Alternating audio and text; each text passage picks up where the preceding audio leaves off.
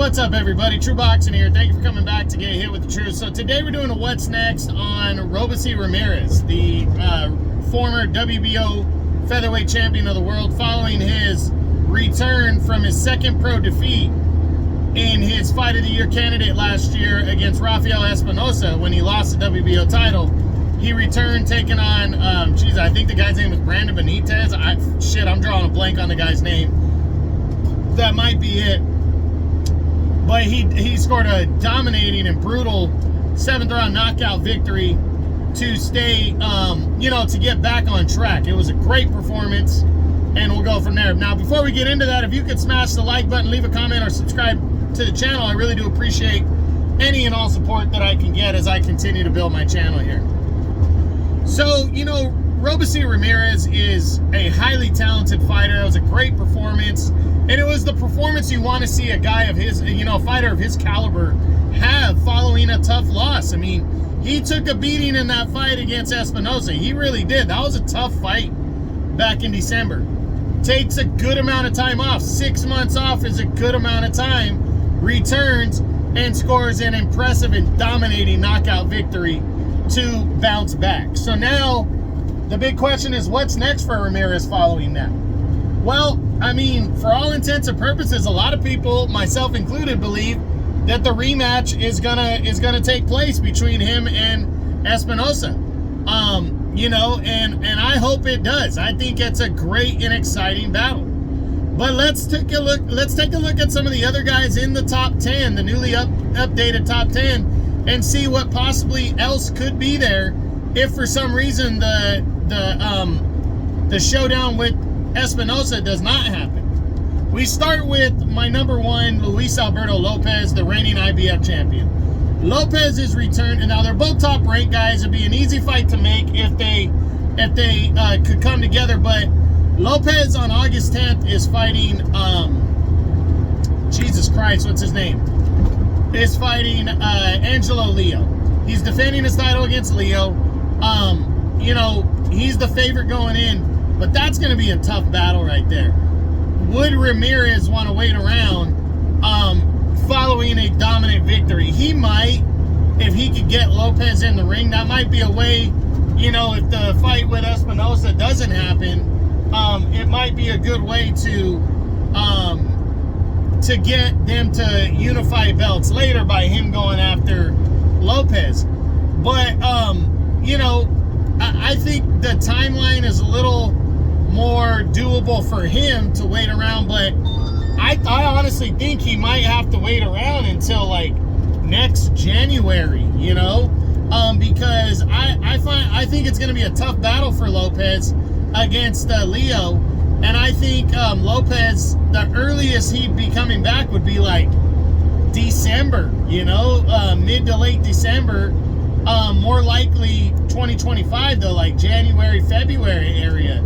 I think it'd be tough unless he gets Leo out of there quick, and I have a hard time seeing that one. So I just don't think Ramirez, coming off of that win, is going to want to wait six to 7 months. Possibly 8 months to get a crack at Lopez. So I'm going to say, I'm going to lean towards the less likely and say I don't see this one happening. Then you got Lee Wood. Well, Lee Wood's a DAZN guy with Matchroom, and he's also moving up to 130. He gave up his belt last year because he's moving up to 130. I don't see Ramirez and Wood happening. Then you got Ray Vargas, the WBC champion. Would be a great battle, but Vargas is 1 with the PBC, and 2, he's been ordered to defend against Brandon Figueroa next. So this fight, not going to happen. Then there's Nick Ball, the WBC champ, or the WBA champion. Definitely a possibility here. But I think Queensberry, Top Rank, will, if they come together for a fight, they'd want to keep Nick Ball away from a very good southpaw boxer like Ramirez. Now, I think Ball could make it a good fight, but I think they want to build up. They want to build up Nick Ball first. Make him more of a name before they put him in against a guy like Ramirez. So I don't, even though it's an easier fight to make and I'd like to see it, I don't think it's going to happen. Then you got Ray Ford, the now former WBA champion, another DAZN guy in Matchroom. But Ford is also moving up to 130 next, and we know that's going to happen. So this one not possible in my opinion. You know, for Ramirez and Ray Ford. Then you got Brandon Figueroa. Figueroa, the WBC interim champ. A great matchup right here, but one, Figueroa's at the PBC, and two, Figueroa has been ordered to fight Ray Vargas next for the WBC title, so I don't see this one coming together. Then you got Josh Warrington. Well, Warrington has just scheduled his next fight. He returns in September at 130 to take on Anthony Kakachi for the IBF title. And he's also a Matchroom guy anyway, so this one wouldn't likely be possible. Then there's the rematch with Rafael Espinosa. Well, this is the fight everybody wants to see, and in my opinion, the most likely fight to happen. Ramirez could possibly be ranked #1 soon by the WBO, and this could count as a mandatory fight in their next one. But I think Espinosa is in optional mode anyways, because I think the WBO is going to consider the Sergio Sanchez fight a mandatory, because Arnold K. Guy, the #1 contender, is moving on to fight